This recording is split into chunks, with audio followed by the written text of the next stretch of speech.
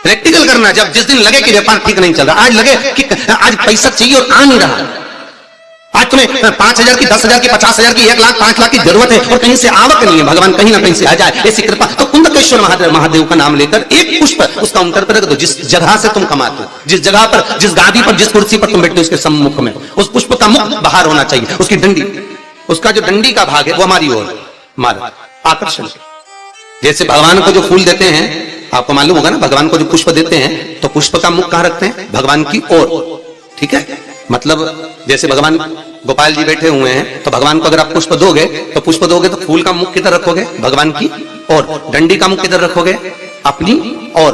उसी तरह जब अपने कार्य की सिद्धता के लिए अपन कोई कार्य कर रहे हैं, किसी को देना है हमको, तो ये पुष्प का मुख बाहर की ओर रखना। हमको जब काउंटर पर रखे तो सम्मुख रखे कि इससे हमें कुछ प्राप्त हो। पर दुनिया के लोग उल्टा फूल चढ़ाते हैं भगवान को। तुम हमेशा देखना, शंकर जी के मंदिर में जाएंगे तो जो शिवलिंग होगा ना शंकर भगवान का, जितने पूजन करने वालों को देखोगे ना, ये शंकर जी का शिवलिंग, तो फूल कैसे चढ़ा के आएंगे? ऐसे जमा के आएंगे, डंडी भगवान की ओर कर देंगे, फूल अपनी ओर कर देंगे, ऐसे भगवान को चढ़ा। फूल का मुंह अपनी ओर, डंडी का मुंह तुम्हारी ओर, मतलब कांटे तुम्हें चुभे, हमें तो अच्छे। लोगों को पुष्प चढ़ाना भी नहीं आता।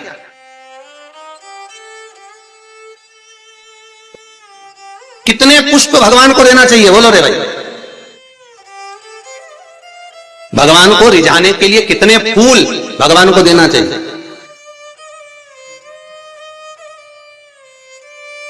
बोलो तो, कितने पुष्प भगवान को समर्पित करना चाहिए? महाराज, भगवान को कितने पुष्प देना चाहिए रिझाने के लिए? भगवान को, अभी यहां से आवाज आई थी, 4 पुष्प भगवान को समर्पित करना चाहिए। कितने पुष्प? 4।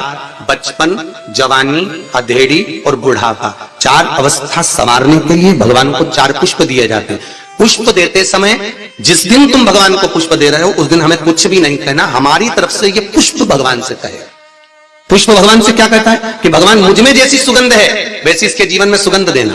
पुष्प कहता है भगवान जैसी मुझ में ताजगी है इसके जीवन में वैसी ताजगी देना। पुष्प कहता है भगवान जैसे मेरी पत्तियों में रस है इसके जीवन में खुशियों का रस भर देना। ये पुष्प कहता है भगवान से। हमें नहीं कहना भगवान से कुछ, भगवान को पुष्प दे दिया तो भगवान समझ गए। अब पहले कौन सी कंजन कहा शादी में गए थे राम, तो याद आया स्टेज पे ऐसा लड़का घुटना टेक के, हाँ ऐसे ही तो फूल था, राम ऐसे दे रहा है। तो हमने पूछ लिया भैया ये हमारे यहाँ तो ब्याह में जब भावर होती है उसके पहले जयमाला कराते हैं, माला पिना देते हैं, तो ये फूल मूल का चक्कर तो हमको समझ में ही नहीं आया। तो हमने पूछा ये फूल काय को दिया है? तो कहा गुरु जी समर्पण के लिए दिया। हमने कहा बहुत बढ़िया। तो हमने कहा गोभी का दे देता तो सब्जी तो बन जाता। हम समर्पण के भाई देव मना नहीं है, पर हमारे यहाँ ऐसा विधान नहीं है फूल वगैरह देने का।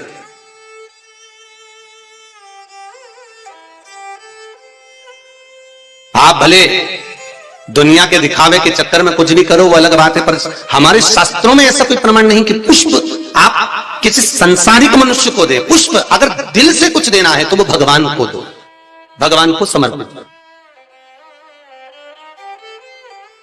हाँ कोई गुरु है, सतगुरु है, हम तो उनके लिए भी कहेंगे अगर कोई गुरुजन आया तो उसको पुष्प देने की जगह पत्तियां निकालकर उसके चरणों में बिछा दीजिए महाराज, गुरु के चरणार। जैसे शबरी अम्बा, आप ही के यहाँ की शबरी अम्बा रोज सेज बिछाती थी, बुआरी काटती, लगाती, भगवान के लिए सेज बिछा कर रखती। भगवान आएंगे इंतजार करती, बाट जोती आएंगे, और भगवान आए, भगवान प्राप्त हुए। और जब शबरी अम्बा के दरवाजे पर जैसे भगवान के लिए पुष्प बिखेर देती है, आप भी गुरुजन के लिए, परमात्मा के सुख के लिए। आप ये नहीं कि भगवान को बहुत कुछ दो, भगवान को अगर 4 पुष्प भी दे रहे हो तो बहुत है, और पुष्प भी नहीं तो एक पंखड़ी भी आप भगवान को दे रहे हो तो भी चलेगा। तो यहाँ तो शिव महापुराण में तो ये भी नहीं लिखा कि पंखड़ी भी दो, शिव महापुराण तो कहती है अपना दिल दो भगवान। क्या दो? अपना मन, अपना हृदय भगवान को दे दो। भगवान को संपदा नहीं, धन नहीं, दौलत नहीं, सत्ता नहीं, तुम्हारा वैभव नहीं, कुछ भी नहीं चाहिए। जो तुम पैसा चढ़ा रहे हो वो भी भगवान को नहीं चाहिए, जो तुम वस्त्र चढ़ा रहे हो वो भी भगवान को नहीं चाहिए, जो तुम आभूषण चढ़ा रहे हो वो भी भगवान को नहीं। भगवान तो करे हृदय दे मुझको, निर्मल मन सो मोहि पावा, आपका चित्त मुझे दे, और वो भी अच्छा देना। देखो हृदय भी देना तो अच्छा देना है, और भगवान को वो दो जो भगवान के पास में नहीं है। हम भगवान को वो देते हैं जो भगवान के पास में, ले आओ जरा वो फूल ले जाओ, भगवान को गेंदा का फूल चढ़ा दो, माला चढ़ा दो, ये चढ़ा दो। तो भगवान को, भगवान से भी तो पूछो तुम्हें अच्छा क्या लगता है, बताओ हम तुम्हारे लिए वो लेकर आएंगे। कभी भगवान से कहो जा, अरे भाई तुम्हारे पास में अगर लाल कलर की साड़ी है और कोई तुम्हें लाल कलर की साड़ी दे दे तो तुम तैयार करोगी क्या? अरे बोलो तो, तुम्हारे पास तो पहले से अलमारी में 25-30 साड़ियां लाल कलर की रखी है, कोई पीली दे दे तो तुम तैयार नहीं करोगे। हाँ, ऐसा कोई कलर हो जो कलर तुम्हारे पास में नहीं है और किसी ने दिया तो तुमने उसमें तुरंत फाल पीको सब लगवा लुगो के तैयारी करके वो तुरंत रख दिया। बोलो रखोगे कि नहीं रखोगे? और मालूम पड़े किसी ने लाल साड़ी दे दी, पीली दे दी, नीली दे दी, जो तुम्हारे पास में पहले से थी और अच्छी साड़ी थी तो तुमने बहू को दे दी। बोलो दी कि नहीं दी? तुम्हारे तो काम आ नहीं रही तो तुमने बहू को दे दी, और अच्छी थी तो बेटी को दे दी। थोड़ी भी साड़ी अगर गड़बड़ थी तो भागवत जी पे चढ़ा दी। ठीक है, तो भागवत पे चढ़ा होता है। कोई ने पूछा था कि गुरुजी ये दुनिया के लोग आरती में ही खोटा सिक्का क्यों चढ़ाते हैं?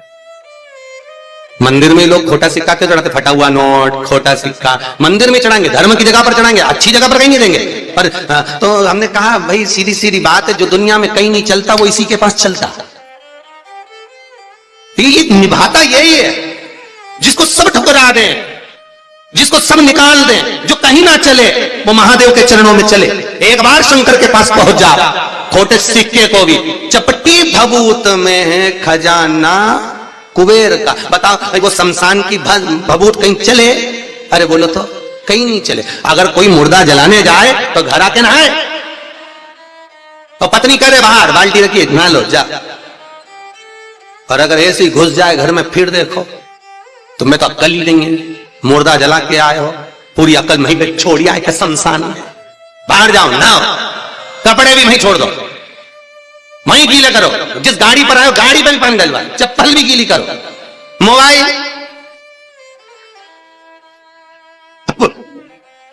और एक पता नहीं बोली धीरे से मार दो, मैं पानी छीट दूंगी। अब माता दो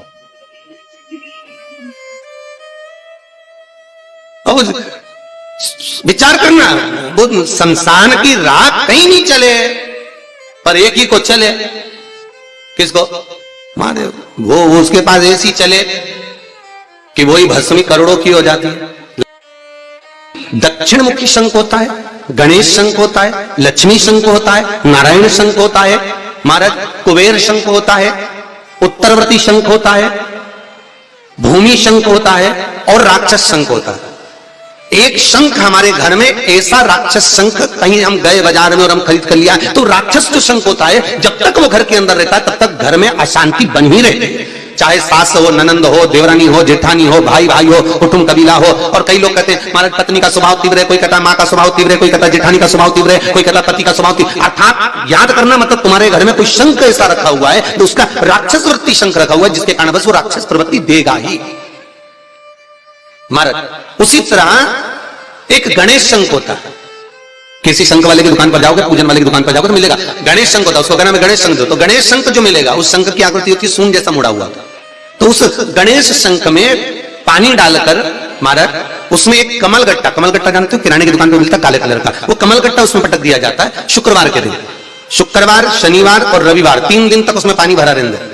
सोमवार के दिन जिसकी वाणी नहीं है महाराज, जो कि हकला रहा हो, तोतरा बोल रहा हो या बिल्कुल नहीं बोलता हो, वाणी खुली नहीं रही हो महाराज, तो कुंदकेश्वर महादेव का नाम लेकर सुबह सुबह वो सोमवार के दिन उसको कुछ भी बिना खाए पिए उस पानी का आचमन कराइए, उसकी वाणी आना प्रारंभ होगी। और 5 या 7 बार कुंदकेश्वर महादेव का नाम उससे बुलवाइए महाराज, वाणी भी क्लियर होगी, हकलाना बंद होगा और उसकी आवाज बाबा की कृपा से, कुंदकेश्वर की कृपा से पुनः आएगी। कुंदकेश्वर स्मरण, कुंदकेश्वर भगवान का जो नाम जाप है वो सुख प्रदान करता है। हम तो कई व्यापारियों से कहते हैं कि अगर तुम्हें ऐसा लग रहा है कि आज दिन भर से दुकान नहीं चली, व्यापार ठीक नहीं चला, आज इनकम नहीं हुई, आज अच्छा व्यापार नहीं चल रहा है और आपको ऐसा लग रहा है तो रोज रोज ना करिएगा, पर जिस दिन तुम्हें लगे कि आज बिल्कुल व्यापार ठप पड़ा हुआ है उस दिन कुंदकेश्वर महादेव का नाम लेकर एक सफेद फूल काउंटर पर रख दीजिए, शाम तक देख लेना, अपने आप अंतर मालूम पड़ जाएगा। और ये तुम चाहो तो कल से करके देख ले। इसलिए प्रैक्टिकल जरूर करना, प्रैक्टिकल का जमाना करना चाहिए। एक महाराज जी प्रवचन में कह रहे थे शराब नहीं पीना चाहिए, शराब पीने वाला व्यक्ति, मदिरा पीने वाला व्यक्ति गटर में पड़ा होता है, नाली में पड़ा होता है, मत पियो, ये गंदा नाली का पानी है। उसी में महाराज का पहचान वाला बैठा था, उठ के खड़ा हो गया, ओ महाराज तो इतनी बड़ी बड़ी बात कह रहा, तेरा सगा भाई पी के तो नाली में पड़ा।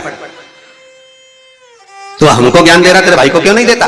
महाराज जी बोले देखो भैया, मैं भी प्रवचन कर रहा हूँ, मेरा भाई भी प्रवचन कर रहा है, मैं मुख से समझा रहा हूँ, मेरा भाई प्रैक्टिकल करके दिखा रहा है।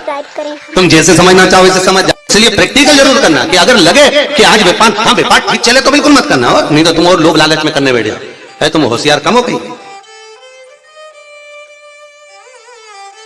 श्री शिवाय नमस्तुभ्यं। श्री शिवाय नमस्तुभ्यं। सब्सक्राइब करें हमारा चैनल श्री शिवाय ताकि आप अपने नमस्तुभ्यं। हमारे